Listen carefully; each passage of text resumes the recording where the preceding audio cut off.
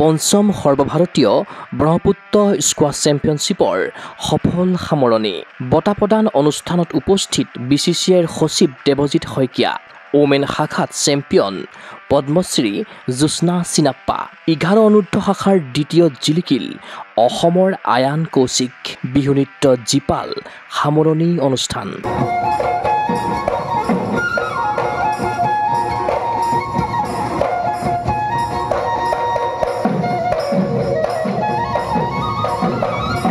যোৱা 18 এপ্ৰিলৰ পৰা RG বৰুৱা ক্ৰীড়া প্ৰকল্পৰ স্কোৱাছ কোৰ্টত অনুষ্ঠিত পঞ্চম সংখ্যক সৰ্বভাৰতীয় ব্ৰহ্মপুত্ৰ স্কোৱাছ চেম্পিয়নশ্বিপ 2025 মঙলবাৰে সফলভাৱে অন্ত পৰিল।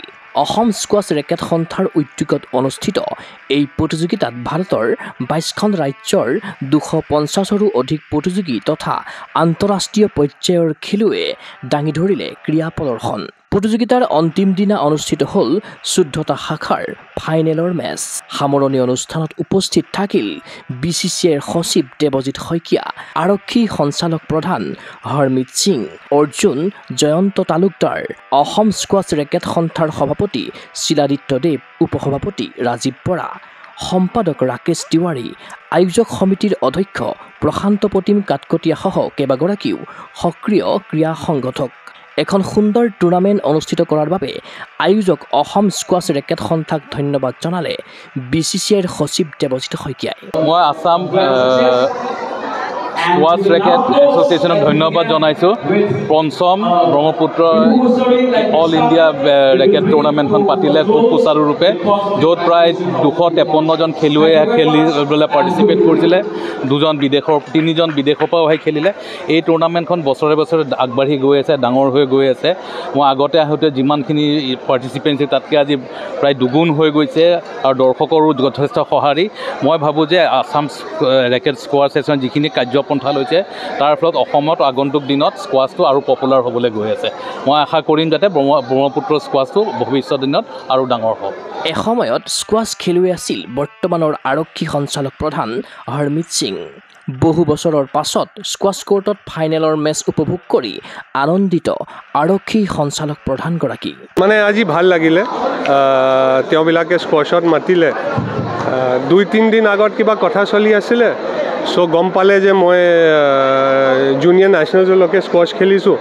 চ' মই ক্লাছ 12লৈকে খেলিলোঁ। তাৰপিছত কলেজত 3 বছৰ খেলা নাই, তাৰপিছত মানে ক্লাব স্কোৱাছ খেলিলোঁ। চ' আজি আহি ইমান বছৰ পিছত কোৰ্টত সোমাই ভাল লাগিছে।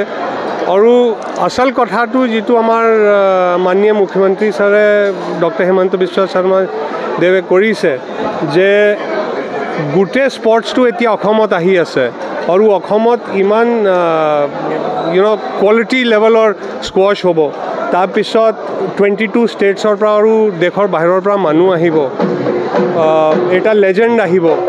তেনেকৈ আমি বহুত বছৰ আগত এনেকৈ ভাবা নাই। চ' আজি এইটো যিটো খেল যিটো অসমত আগবাঢ়িছে আৰু ইমান ধুনীয়াকৈ খেল হৈছে, বহুত ভাল লাগিছে। ইফালে ওমেন শাখাৰ ফাইনেলত তামিলনাডুৰ সামিনা ৰিয়াজক পৰাস্ত কৰি চেম্পিয়নৰ মুকুট পিন্ধিলে পদ্মশ্ৰী ভাৰতীয় স্কোৱাছ ক্ষেত্ৰৰ তাৰকা খেলুৱৈ জ্যোৎস্না চিনাপ্পাই। আনহাতে ল'ৰাৰ 11 অনুৰ্ধ শাখাত দ্বিতীয় স্থান দখল কৰি অসমৰ মান ৰাখিলে আয়ান কৌশিকে। ছোৱালীৰ 11 অনুৰ্ধত 4ৰ্থ স্থান লাভ কৰিছে অসমৰ পাৰ্চী কলিতাই। প্ৰতিযোগিতাখন সাফল্যমণ্ডিত হোৱাৰ বাবে খেলুৱৈ, প্ৰশিক্ষক, অফিচিয়েল আয়োজক কমিটিৰ সকলোকে ধন্যবাদ জনাইছে অসম স্কোৱাছ ৰেকেট সন্থাৰ সম্পাদক ৰাকেশ তিৱাৰীয়ে। ধন্যবাদটো বহুতজনক দিব লাগে। ফাৰ্ষ্টলি আমাৰ যি অৰ্গেনাইজিং কমিটি আছে, ইমান ধুনীয়াকৈ আমি প্লেনিং কৰিছোঁ। ছেকেণ্ডলি আমাৰ যি খেলুৱা যিমান খিলাড়ী আহিছে বাহিৰৰ পৰা, সিহঁতক ধন্যবাদ দিছোঁ। আৰু আহক, অসমত যিটো খেল কেপিটেল হ'বলৈ গৈ আছে, সেইকাৰণে সিহঁতে বাহিৰৰ পৰা আহিলে তেতিয়াই খেল কেপিটেল হ'ব। আৰু আমি অহা দিনত আমি আৰু এনেকুৱা খেল বহুত পাতি আছোঁ। নৱেম্বৰত বহুত ডাঙৰ খেল আছে, ইষ্টাৰ্ণ স্লেম। অসমৰ আমাৰ এজন আয়ান কৌশিক বিৰাট ভাল, তাই 2nd পজিশ্যন লাভ কৰিছে আণ্ডাৰ 11। এইটো অসমৰ এটা হিষ্ট্ৰী আৰু আণ্ডাৰ 11 এটা ছোৱালী প্ৰাচী কলিতা তাই 4th পজিশ্যন পাইছে আৰু ঢেৰ আমাৰ ল'ৰা ছোৱালী কোনোবা 6th কোনোবা 8th এনেকুৱা আমাৰ বহুত ভাল লাভ হৈছে এইবাৰ। উল্লেখ্য যে উপস্থিত বিশিষ্ট অতিথিসকলে 14টা শাখাৰ পদকজয়ীক প্ৰদান কৰিলে বঁটা। ক্ৰীড়ানুৰাগীৰ আশা এনে টুৰ্ণামেণ্টৰ আচলত ধৰি বহুদূৰ আগুৱাই যাওক অসমৰ স্কোৱাছ খেলুৱৈ। ভিডিঅ' জাৰ্নেলিষ্ট জবান ৰাভাৰ সহযোগত চিন্ময় বৰাৰ প্ৰতিবেদন গগ স্পৰ্টছ এনি। ফিজিকেল এডুকেশ্যন বিষয়ত ডিগ্ৰী পাঠ্যক্ৰমৰ কাৰণে অসম তথা উত্তৰ পূৰ্বাঞ্চলৰ প্ৰথমখন শিক্ষানুষ্ঠান অভিৰুচি ইনষ্টিটিউট অৱ ফিজিকেল এডুকেশ্যন। 2 বছৰীয়া ফিজিকেল এডুকেশ্যনৰ BPEd পাঠ্যক্ৰম আৰু 4 বছৰীয়া BPES পাঠ্যক্ৰমৰ বাবে নামভৰ্তি চলি আছে। বিতংকৈ জানিবৰ বাবে আজি যোগাযোগ কৰক। যোগাযোগৰ নম্বৰসমূহ হৈছে 9435100098, 7002 33540, 88765210998, ৱেবছাইট www.aipguwahati.in।